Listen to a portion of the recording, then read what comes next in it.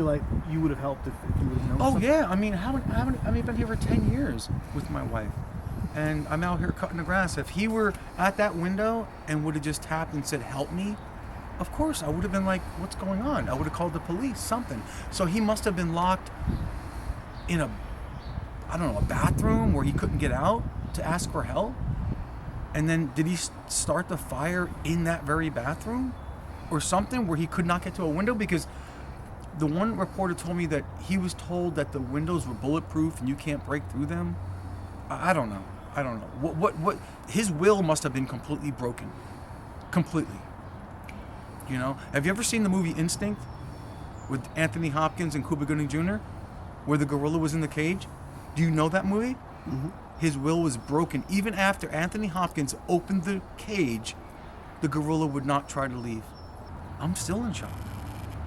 I can't believe I've been here all this time. I've interacted with this woman just in passing, nothing personal. The only time we had any personal conversation is when we owned a deli right in front of Naugatuck Community College, and she was curious about our deli.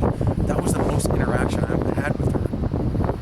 But there was just something I felt off about her.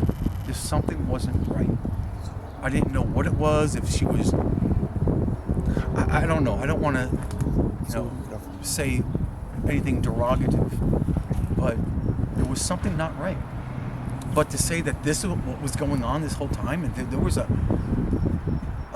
32-year-old, whatever he's 32, child, essentially a 32-year-old child. I didn't have many years in college studying behavioral sciences and criminal psychology, but I am very interested in to understand why. What was it? Was it a control thing? Did you get off on it somehow? What was the reason? Like, what did you gain from this? Now, I guess the claims are that he was being raised the way his father wanted him to, but now this is not a child anymore. We're talking about a 32-year-old man. This is not a child to be raised anymore. He would be 68 pounds, is from what I understand. Yeah. That's insane. There's some really twisted mentality, a really twisted mentality. I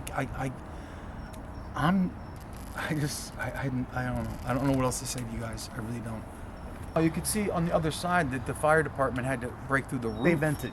To vent it, yeah. And that's probably the only way they could get to the room. Did you see them bring anyone out then?